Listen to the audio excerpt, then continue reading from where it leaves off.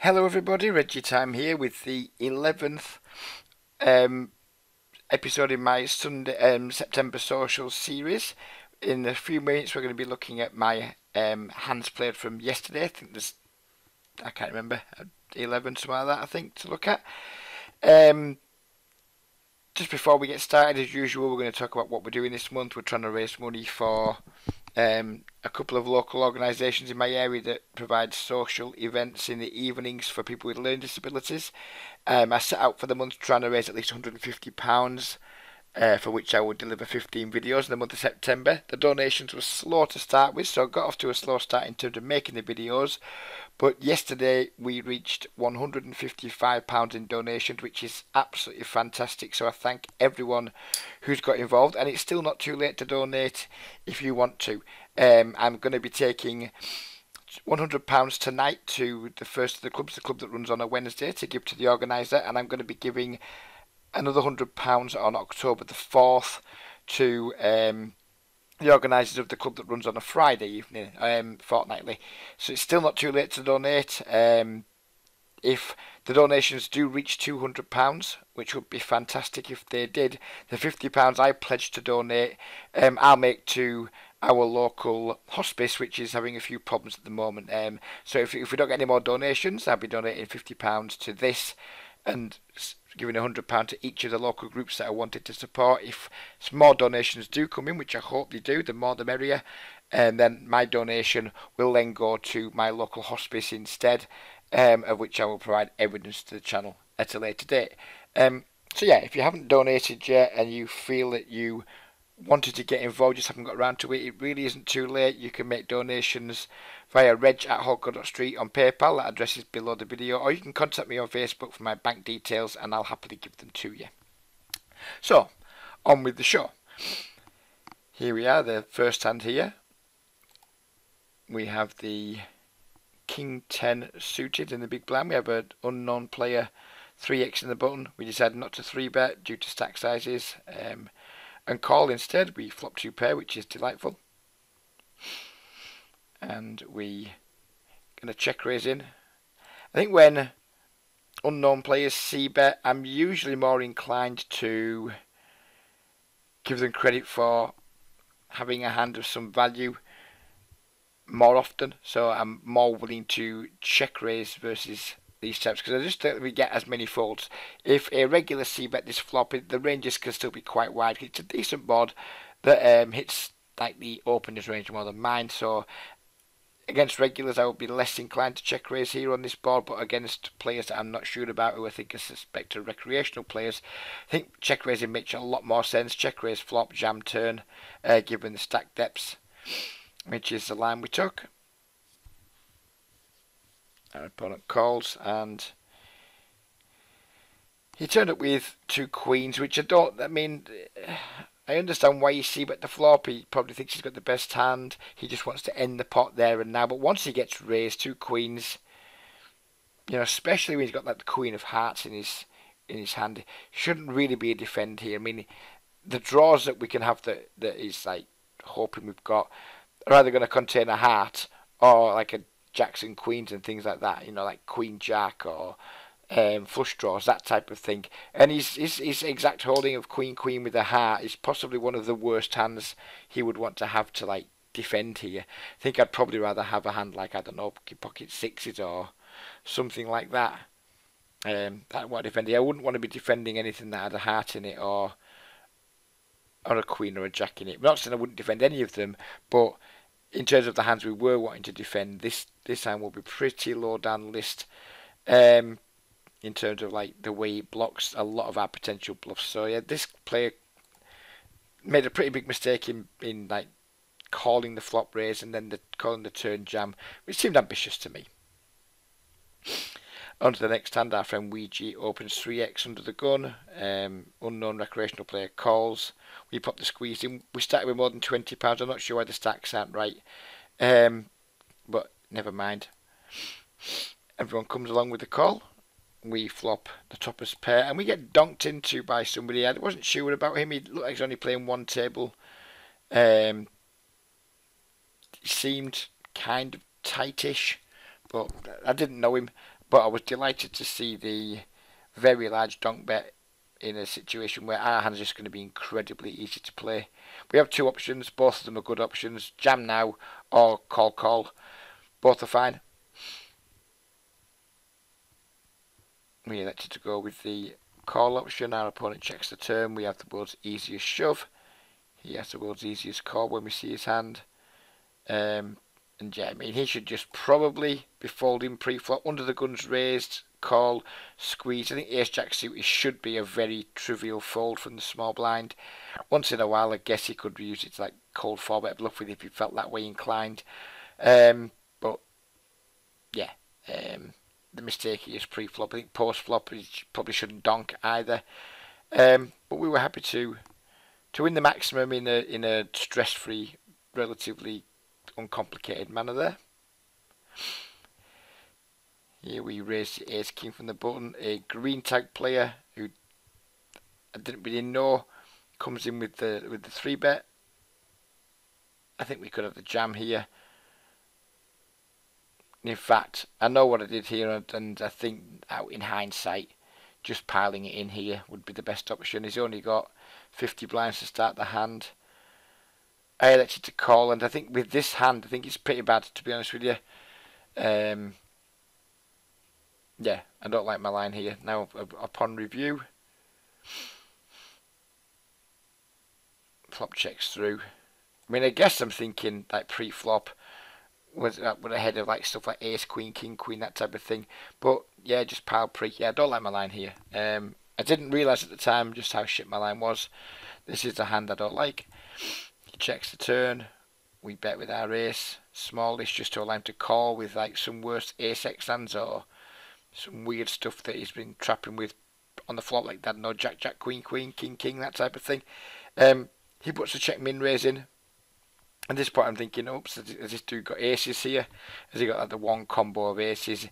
When we get check min raised on the turn, it's going to be a hand that's pretty nutted, but is he going to be bad enough to do this like ace, queen, ace, jack, that type of thing? Possibly. Does he have like ace 10 suited here sometimes, ace 9 suited? Who knows?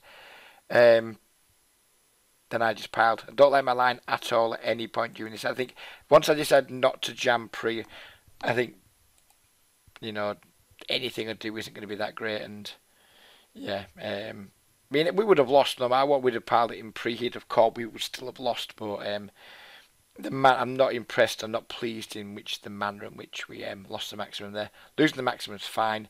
The manner in which I did it isn't fine. Here with limp pot, we have an open end straight flush draw. We lead into two players. We turn the nizzles, which is delightful. We overbet the turn there. Only slightly. I don't think it was a large overbet. 140, so like 150% pot. So yeah, I guess it's large enough overbet. So we turn the nuts, overbet, call. And our hand, it just does get weaker on the river. There's no denying it. We've gone from having the nuts to having like the, whatever that is, fucking 10th nuts or whatever. Maybe not as far down as that, but yeah, we're nowhere near the nuts anymore. Christ knows how many. Yeah, we're a long way from the nuts. We're probably worse than the 10th nuts. So we put the block bet in, hoping he still calls with like king x sets, two pairs, etc. We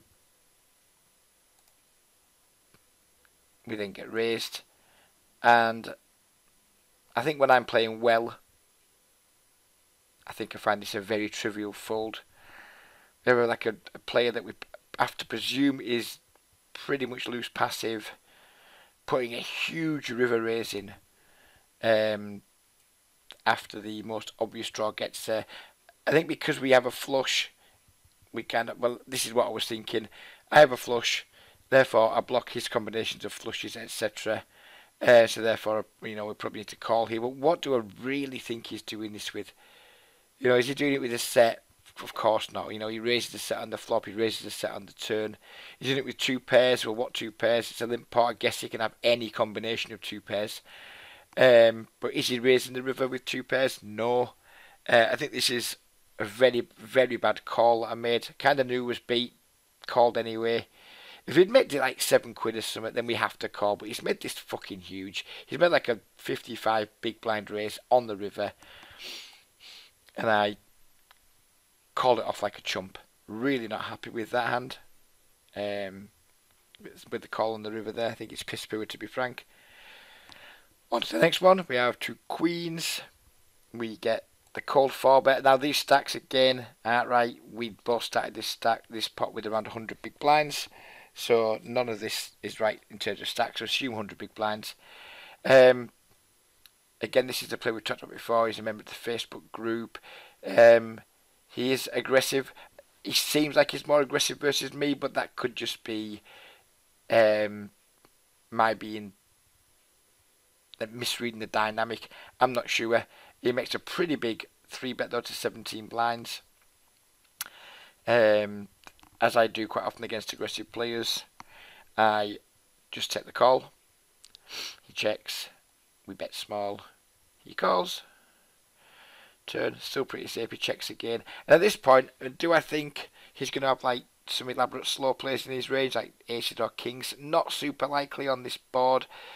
Given that I can have like 9s, 10s, jacks, etc. I think he's just going to want to keep putting money in for value. So I'm very confident my queens are good. It's just a matter of, like, is he going to call here with like the likes of ace, king, or not? Do we check back here and then just like bluff catch rivers, or do we just jam now? Let's just go with the jam now. Expect him to fold ace high a lot, but still want to jam anyway. We did get the call. We were fortunate enough that he had the 2 jacks, and we've been running pretty well versus Charlie in the last couple of videos, last couple of days. Yeah, he's been playing well against me, and unfortunately for him, I've just had him pipped on a number of occasions in spots where he can't really do anything different. So he's been kind of unlucky. If I was him, I'd be like, oh, this doing my fucking head in, this bloke. You know, he's always just seems to have a better hand than me. Yeah, so I think Charlie's likely to be frustrated. Can't blame him for that. And I'm pleased that at the moment I seem to be getting the better of our duels, not through having like some sort of skill advantage over Charlie. Much more, I've just been like having significant card advantage over him, which is a nice place to be while it's lasting. Next time we have 2 kings. The reason this hand's in, this hand's like a weird bad beat, but it sets up the next hand. So we squeeze with the pocket kings to nearly 15 big blinds. This player here puts like a smallish 4-bet in. I was a little bit concerned that we were going to be up against the aces here. When we see someone make this bet size versus someone who's already committed and someone who's 3-bet, this is just always going to be a pretty strong hand. I'm not sure why. I mean, this dude flatted and I just flatted, and I'm not sure why I did that, to be honest with you. I should probably just pile it in pre-flop. It's not like we're going to get away. I guess if an ace comes on the flop, then we're going to have to be like potentially bluffed off our hands sometimes. Yeah, I'm not sure why I flatted that pre-flop. I think it's just me trying to be excessively tricky in a spot that just doesn't merit it. Anyway, this flop comes down, checks, we go all in. This player folds, and we get it in against the 8-9, which is neither here nor there. This guy's going to suck out in this pot. I don't really care. It just sets up, the reason this hand's in there is not to say, oh, look at me, look how bad I run at 8-9 off, beats my pocket kings. It's to set up the next hand, which was a pot of much more significance. Again, same table, not very long later. So we have regular opening under the gun, same players who had the 8-9 earlier calling. We go with the squeeze again, this time to 420. I think in hindsight, given that he called with such a wide range in the last hand, we could have maybe made this slightly bigger to just get more value pre-flop against a wide range that looks like he's going to defend too many hands. But then again, maybe now he's deeper stacked, he's going to be a little bit tighter pre-flop. When you've only got whatever he had left in the last hand, 6 or 7 quid, maybe you're in don't give a fuck mode. Perhaps when he's got a bigger stack, maybe he's going to fold a bit more to 3 bets. Who knows? Anyways, he does call, get a pretty good flop. He checks, And I go for the overbet this time, and this was like a conscious decision to overbet here. I thought, given the hand he turned up with last time, I thought he'd have like quite a lot of stuff in his range. He just wouldn't be folding here to a large flop bet. I don't say he's gonna have like 9x in his range again, but he can have like 10x, 9x, some like smaller pocket pairs that maybe just aren't in the mood to fold, etc. It just felt like we had an opponent that was like just a bit of a zombie, bit of like a calling station, if you will. And I thought if he's got any piece, let's just make a really large bet and like really punish his loose pre-flop call and any stickiness he has post-flop. So we went with a large over, well not with a large over, but we went with the larger than usual bet in this situation, very unusual line. He's check raised early, that's snap called. He turns up with the Jack 8, which is obviously a really good situation for us. We would rather he didn't have so much equity. But I mean, the fact we've managed to get someone to basically commit 100 big blinds pre and post flop with just Jack High is quite delightful. Turns an 8.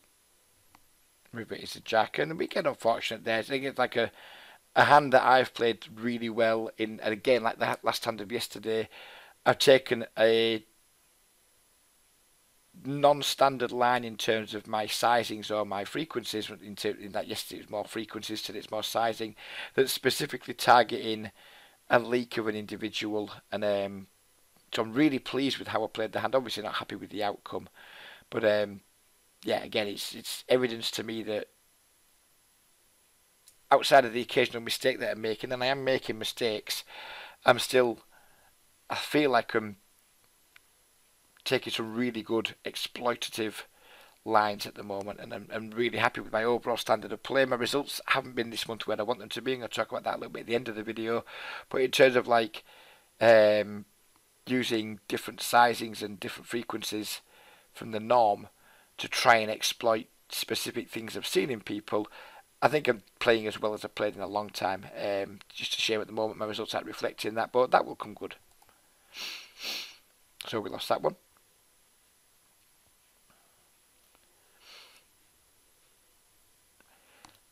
Here we isolate versus Slim Soul, who is a very loose, strange player.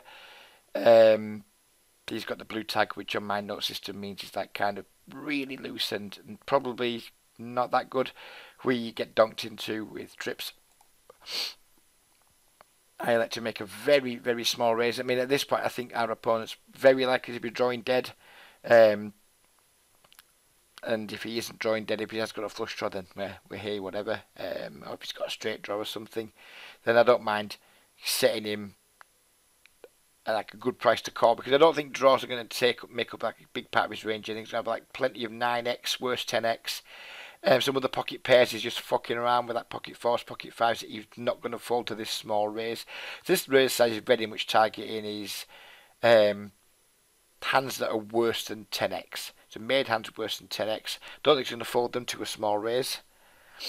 So I just make the raise. And the plan was, because we get the small raise in, then we can just make 2 bets and get all the money in. If we don't raise the flop, it's going to be hard to get all the money in by the river. So by just picking a small raise on the flop, creating an extra street of betting almost, it just gives us a chance to get all the money in. Turn comes down. He surprised me by leading out. At this point, I was thinking there's a good chance he's got a 10 now, or the jacks improved him in some way. But again, our hand's just way, way, way too strong to do anything other than like just raise him here. And because he's like bet quite a big size on the turn, I kind of thought it was his way of saying, no, I'm committed to this pot. There's so many worse hands he can call with him, and we're just hoping he's got the 10. Queen 10, 10 8, 10 7, 10 6, 10 5. All those things he can absolutely have. King 10. And I just want to get the money in against them before some shitty river card comes off.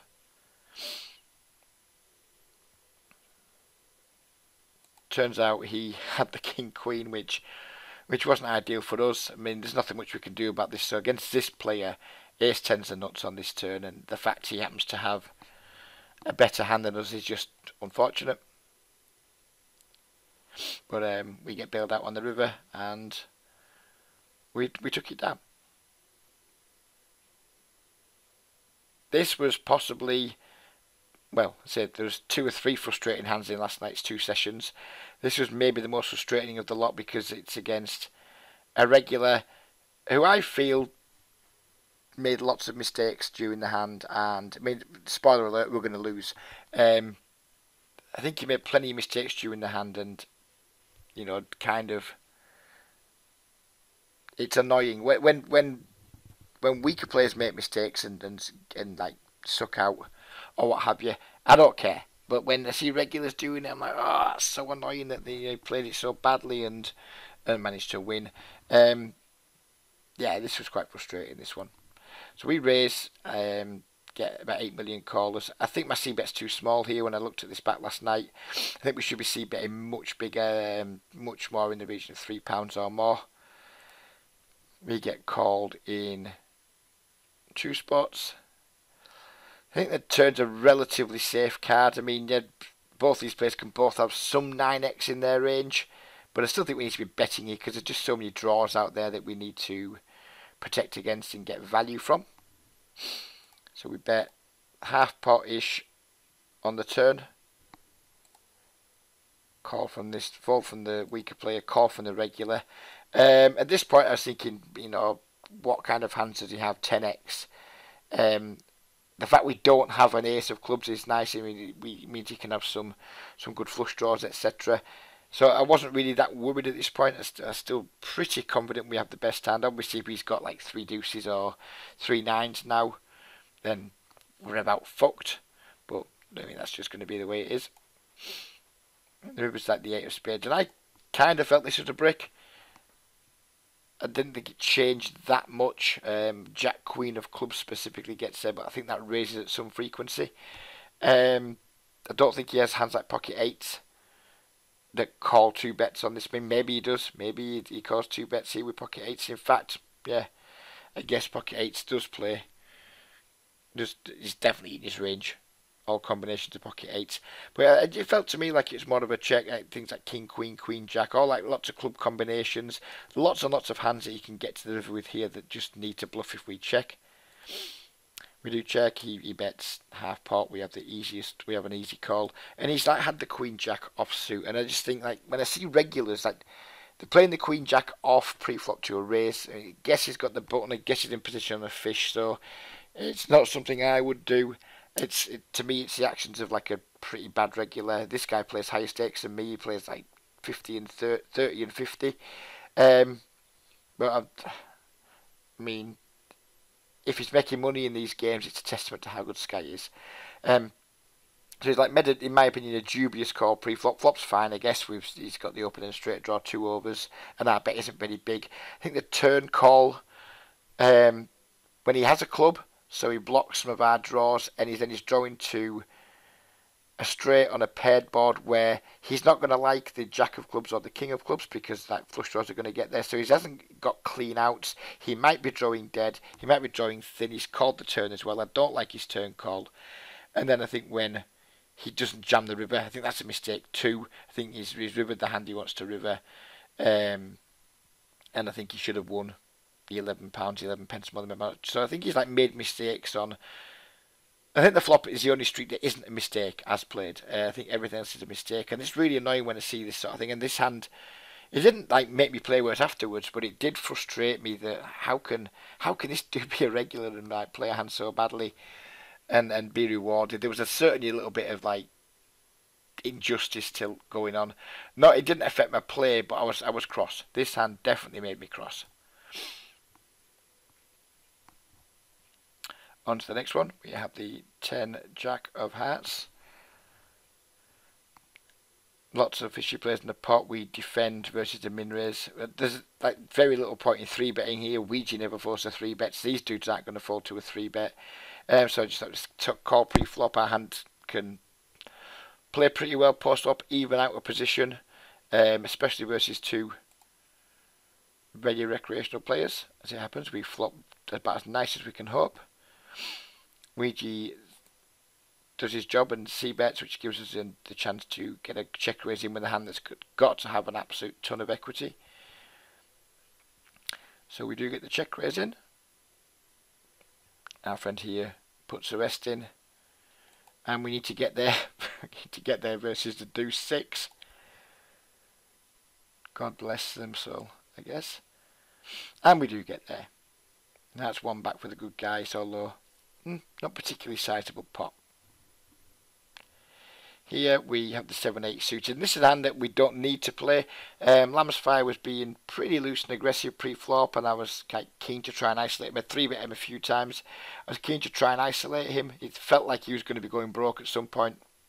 I had the best position at the table to capitalise on that, and I was trying to make sure that I was giving myself the best chance to be the guy that felted him. So we go with the small isolation 3-bet. Monty was a very loose passive player in the big blind. He cold calls.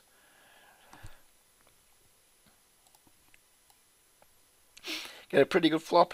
He can have like an awful lot of just like pocket pairs in his range. Suited broadways like king queens, pocket sevens, pocket fives, all that type of stuff. So we make a small bet here just to like make him fold out any stuff that is ahead of us, and there's lots of those that's ahead of us that just can't really continue here. Like I say, it's king queens suited, hearts or diamonds, king queen like clubs, king queen spades, jack queen spade, jack 10, all those types of things. He disappoints his own calls. I like to go with I think I could probably go with a bigger bet here on the turn. Actually, I don't think he has too much ace-x, and like things that called the flop. I think there's a big difference between betting 5 here, which I choose to bet, and going much bigger to like pot or over bet. I think like, does this make him fold a hand like pocket 10s? No, I think I'm making it too easy on pocket 10s. I think I was kind of a bit gun shy here. I think I definitely should have gone with a much larger bet. Of course, if he's got an ace, he's not going to fold it. I get that. It wouldn't be the intention to try and make him fold an ace. The intention of this bet would be to put like extreme pressure on all his hands that are better than ours, that don't contain an ace. And if he just jams on us, then we have the cry call.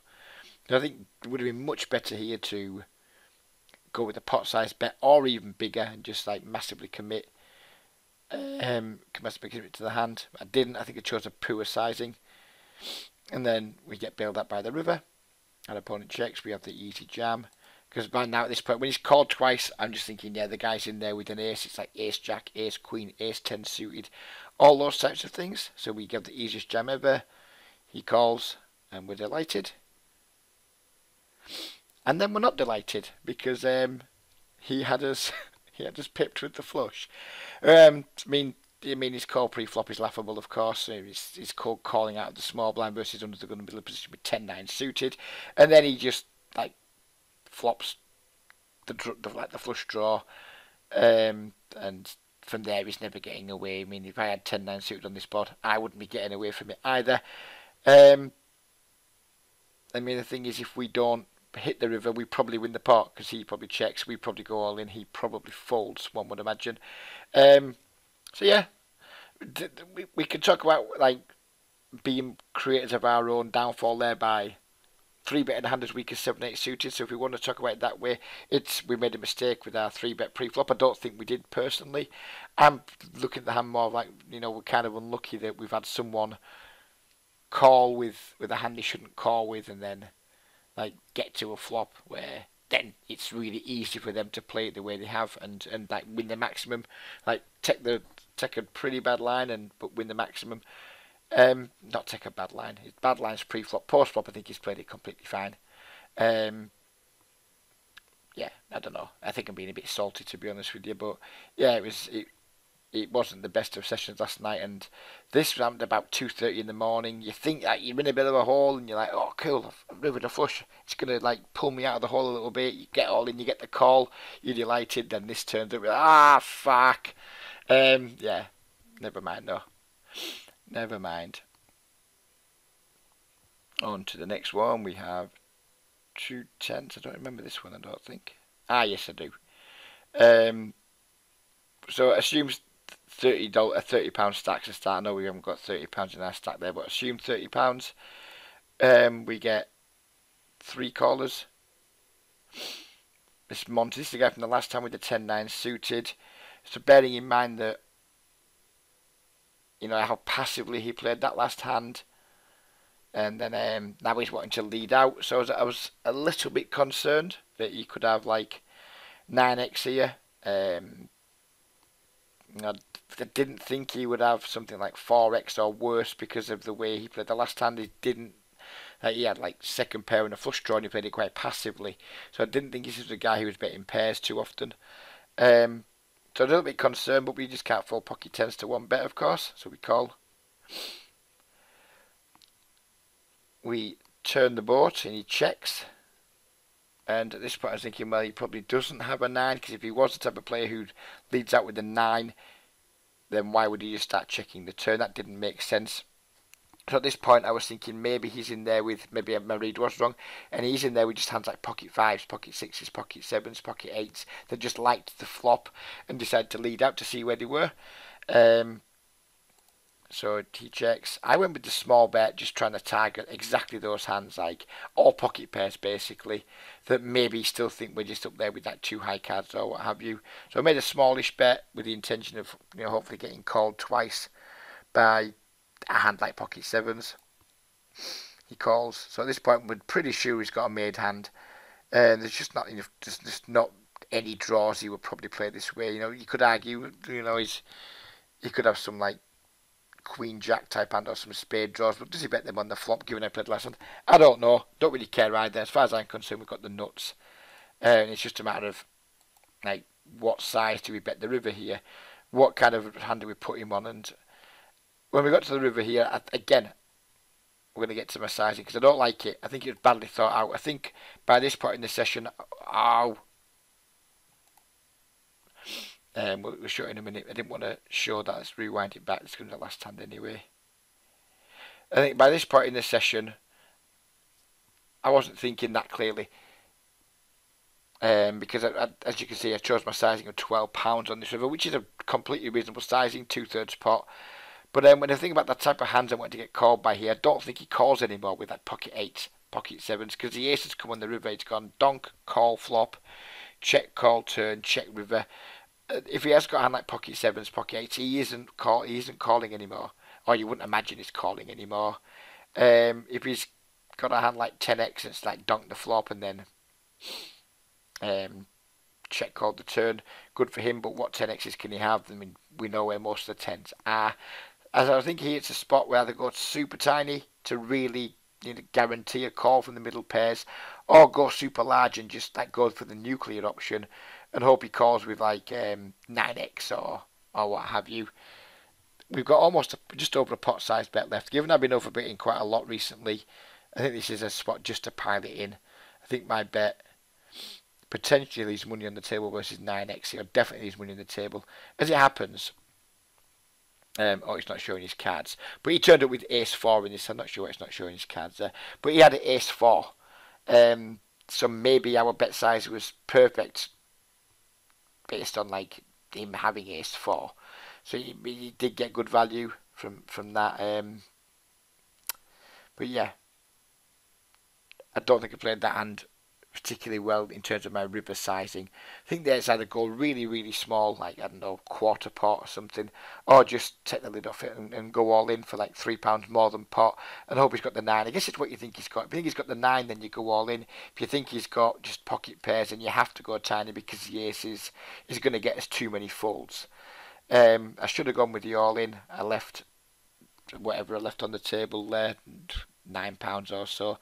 And all in all, it capped off what was quite a disappointing session. I think the session started off, most of those hands were all done chronologically, so like I had 2 sessions.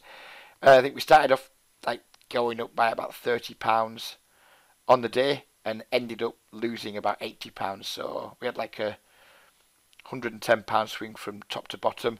It's quite disappointing because at the moment, I talked about it in earlier videos, I feel like I'm playing really well, but most of the big pots I'm winning are happening at like 20-0 and some 10-0 when I play it, and most of the big pots I'm losing are happening at 30-0. So I think like if we could have a graph in terms of big blinds, I think it'd be crushing this month. But in terms of actual money won, I think we're going to be about £200 profit for the month, and we're nearly at the end of the month. So It's not going to be a good month in terms of like pounds made. I think it's probably a decent month in terms of big blinds made, but I'd much rather win the pounds than the big blinds. That's the frustration of like playing multiple levels. If you're winning all the big pots at the smaller stakes and losing all the big pots at the larger stakes, even though you're playing well and winning big blinds, it doesn't always mean to say that you're winning money. And it's been like 30-0 has not been good for this month. I would imagine I'm probably losing at 30-0 this month through a combination of some bad table selection from me and then some running bad, both in terms of like just getting the money in good and losing, or like running bad situationally, like the 8-7 suited earlier. I'd imagine I'm hard pressed to think I'm winning this month at 30-0. I think I'm probably on a bit of a downswing at 30-0, but I'm on probably quite a significant upswing at 20-0. And I mean, that's just the way it is, but it is making me kind of like, not. I've not enjoyed the month. I've not enjoyed playing. Whenever I play 30-0 at the moment, I'm feeling like I'm not playing anywhere near as well at 30-0 as I'm playing at 20-0 and 10-0. It's a mental game thing. It's like nothing to do with anything else. I just feel when I'm in a 10-0 or 20-0 pot, I'm like devil may care. I'm just confident in what I'm doing, and I'm not too asked about the results in 30-0 because I'm probably acutely aware that it's not going that well in those games. I don't know if it just feels like I'm not playing well, but it's more just not running well, or I'm actually not playing well. I'm not sure, but I talked about it earlier this month. Part of me just wants to say, you know what, forget 30-0 for now, Reds. Just get some solid grinding at 10 and 20-0 and get back to enjoying the game. Don't play with any like mental game leaks, monster under the bed syndrome, all that stuff. Because that doesn't creep in at 10 and 20-0. I just don't care. 30-0, the games are never quite as good. I mean, you can get an occasional good game. Last night it's a good game. At one point we had just me and one other regular and 4 fish. But other times, 30-0, it can be maybe 2 or 3 decent regulars, 1 okay regular, me and 1 fish. And, if you're in games that are built around one player, then you're not really in a good game. So I'm not sure. I'm undecided about how to go. I mean, 30. If I see a good table, I'm gonna go and play it. But I think, as in going forwards, I think like game select a little bit less because I want to get more volume in. That's what I want to do in October. I've been doing a lot of 4 to 6 tabling lately, and it's feeling good. It's feeling like I'm getting used to the pace. I feel like a lot of my lines and a lot of my reads are good. So at the moment, I'm happy. I want to be playing 4+ tables. And I can do that at 10 and 20 now with, I'm happy to play like tables with just 2 fish and the 3 regulars and myself. At 30, that's less good because the 30 regulars are ones, there's some that play like 30 and 50. So the games are slightly tougher. When we're in like a 4 reg, 2 recreational lineup, it's a tougher than a 20 4 reg, 2 recreational lineup. The variance is slightly higher. And as I said, I think I've definitely got some mental game leaks at 30-0 at the moment that I don't have at 20 and 10-0. So I'm thinking, and I keep wanting to think it, just play 10 and 20, just play 10 and 20, get rid of the mental game problems, get lots of good grinding, just collect the money at the end of the month. And then I see a good table, I'm like, oh, boom, I need to be at that table. And I'm not sure. I mean, if I see a good 30-0 table, I'm going to play it. Simple as that. But I think I'm going to, going forward, going to be super, super, super aggressively game selecting. And if there's just 1 fish and 3 regulars or whatever, I'm just not going to take the option to play the table. Because I say that when you're building a game around 1 fish, then, how good of a game is it? So it's given me some food for thought. This month it's not worked out how I expected. It's been really good in terms of creating content for the channel, making the donations, making £155 in donations, which is fucking superb. So I've achieved my objective in terms of like the YouTube. Well, I haven't quite yet. I need to make 4 more videos in 4 days, which maybe will happen, maybe won't. So I've achieved some of my objectives, but in terms of like my financial rewards for playing poker this month, they haven't been where I'd like them to be. Bit of variance, bit of bad play on my part, bit of mental game problems. I've got a bit to sort out. I will sort it out. I always do sort it out. I've been here a million times, got through it every time. I get through it again this time. I just need to like get better at making plans and sticking to them. It's not what I'm good at. I never have been good at it, never will be good at it. I'm kind of free spirited, go whichever way the wind blows type of person. And yeah, I mean, I know for a fact for my sessions today, there's not going to be a lot of 13L being played because I'm a bit like snake bit by 13L. There's going to be a lot of 10 and 20L played today. If I have a day when I win 50, 60, 70 pounds or whatever, then I see a good 13L table. Would I have the discipline to say, or see a moderate 13L table? Will I have the discipline once I've like rebuilt my confidence to turn it down? I don't know. I'd like to think now that I will. We could artificially suppress my bankroll so I can't play them, but I'm not that comfortable doing that. I don't know. I'm just rambling now. I mean, it's really hard. I mean, how entitled is it when you still made £200 in a month and you're complaining? I mean, yeah, it's not where I want it to be, but it's not like I'm in a losing month. I'm complaining about winning £200 in a game. So yeah, it's a little bit pathetic and entitled. But we should always be analysing what's going well, what's going badly, and looking to put a sticking plaster on the bad stuff and accentuate the good stuff. So yeah, I guess that's what this ramble's been about. Most of you are probably switched off by now. So we're going to end the very low key end of the video. Take care everybody, have a wonderful Wednesday, and bye bye for now.